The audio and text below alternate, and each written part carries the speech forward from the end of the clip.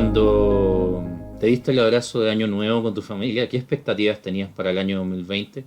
Como dicen los jóvenes, expectativa versus realidad. Expectativa, próspero año y felicidad. Realidad, pandemia y crisis económica. Expectativa, viajar por el mundo o dentro de Chile. Realidad, cuarentena. Expectativa, viajar por negocios. Realidad, reuniones por Zoom. Expectativa, ir a las fondas. Realidad, quédate en casa. Expectativa, la vida se trata de mí. Realidad, la vida se trata de él. Expectativa, adorarme a mí mismo y a la creación. Realidad, adorar al creador. Expectativa, hacer lo que quiero. Realidad, hacer la voluntad de Dios. Mi expectativa de la vida cuando era niño era llegar adulto con mis padres vivos. La realidad fue otra. Cuando yo tenía 10 años, mi amado papá falleció, un 26 de febrero de 1978. Eso caló hondo mi personalidad y me transformé en un niño solitario, triste y tímido. Esa fecha fue de mucha tristeza por años, hasta que el Señor permitió que Cata, mi hija, naciera un 26 de febrero de 2003. Sí, amigos, el mismo día que mi papá murió, 25 años después. Y un día que era de tristeza, ahora es de alegría. Ahí comprendí que Dios tiene un plan perfecto para cada uno de nosotros y dispone las circunstancias que sean necesarias para nuestro crecimiento. El Señor se encuentra en control de nuestras vidas y circunstancias, y su soberanía eterna se extiende a toda la creación. Tiene toda potestad en los cielos y en la tierra. Es el único gobernante del universo. Por tanto, nada ni nadie puede frustrar sus planes y propósitos. Él es el Dios de la historia. Incluso a unos los hace reinar y a otros les quita el trono.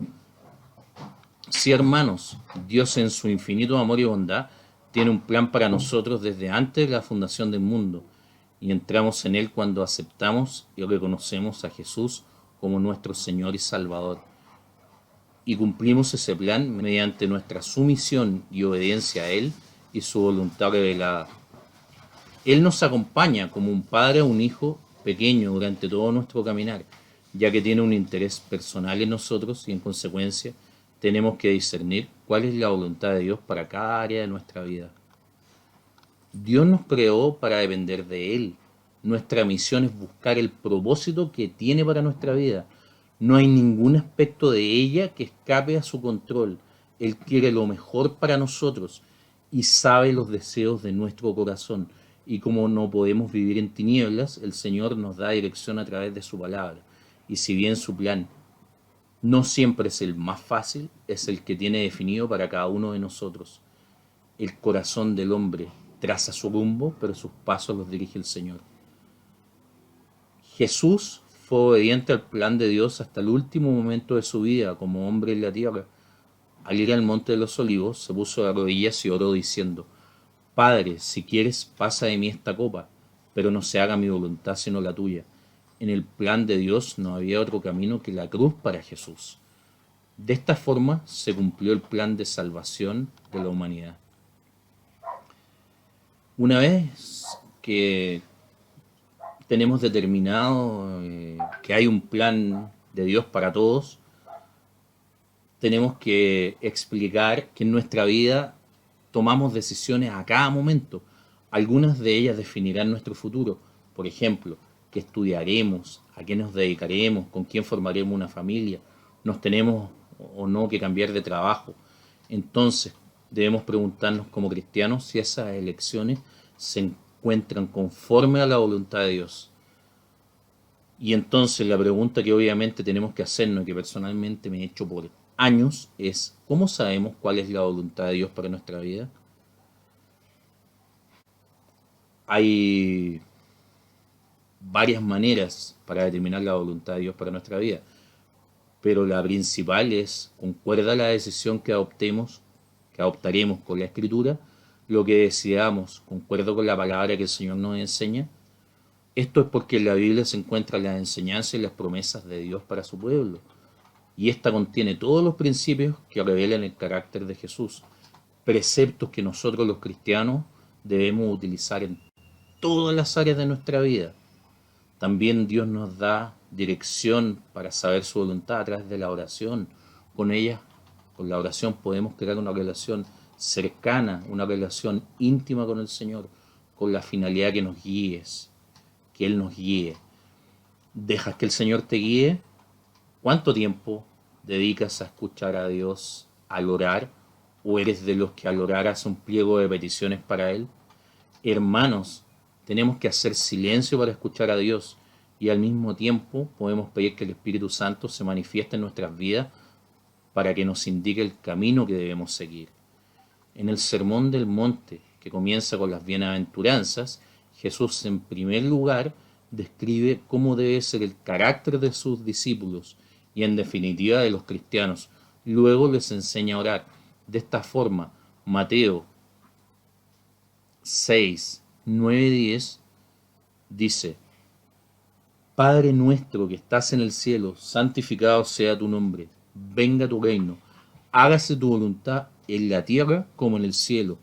En esta parte de nuestra oración rogamos al Padre que el reino de Jesús se refleje en nuestras vidas, en nuestra iglesia, familias, ciudades, países, en el mundo, y le decimos: Señor, queremos someternos a tu voluntad soberana y perfecta y ser tus instrumentos. Asimismo, nuestra decisión también necesita ser consultada con el Espíritu Santo para ser adoptada con sabiduría. Por lo tanto, tenemos que meditar en sus consecuencias y a quienes eventualmente podría afectar. También Dios podría utilizar a las personas para confirmar si nuestra decisión es la adecuada. Dios podría utilizar gente que no conocemos para hacernos saber su voluntad. Recuerdo una ocasión en que yo estaba pasando por una tremenda aflicción, no sabía si trabajar para apoyar a mi mamá o estudiar en la universidad. Salí a caminar para despejarme un poco. Estaba muy angustiado y de pronto apareció un señor con un carretón y me dijo: tranquilo, todo va a estar bien, confía. Al poco tiempo me encontré con el hermano de mi papá, que no veía hace mucho tiempo. Se enteró de la situación por la que estaba pasando y me ayudó a pagar mis estudios. Claramente Dios obró en mi camino para que yo estudiara Derecho. Otra manera de determinar la voluntad de Dios es la decisión que piensas tomar.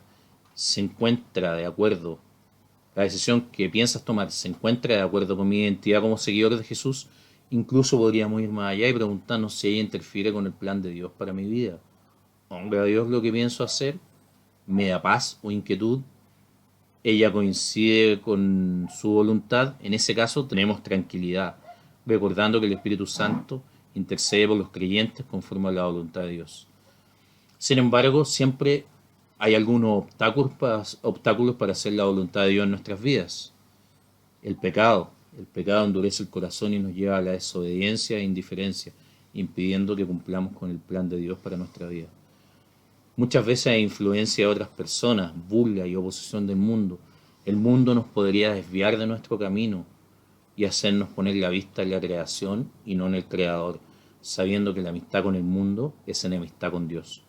Dudas de Dios. En muchas ocasiones dudamos de su plan divino y sus promesas, por lo que nos equivocamos en nuestras decisiones y no dejamos que el Señor moldee nuestra vida a su imagen y semejanza. Para terminar, me gustaría decir que nunca olvidáramos que Dios dispone todas las cosas para el bien de quienes lo aman, o sea, nosotros, los que han sido llamados de acuerdo con su propósito.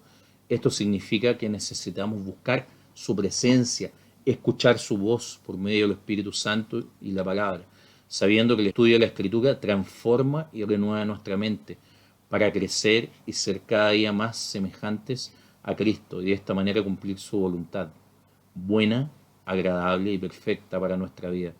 Pero lo siento, amigos, si ustedes creen que el Señor hará lo que nosotros queremos. No es así. Él siempre hará su voluntad. Finalmente, oremos. Padre amado, nos ponemos en tu presencia, dando gracias porque somos tus hijos. Gracias por tu filiación eterna. Gracias porque nos basta con nuestra confesión y arrepentimiento para llegar a tu trono de gracia. Danos sabiduría y entendimiento para comprender y cumplir con el plan y propósito que tienes para nuestra vida. Todo esto te lo pedimos en el poderoso nombre de tu amado Hijo Jesús. Amén. Chao hermanos, un gusto. Nos vemos, espero presencialmente muy pronto. Adiós.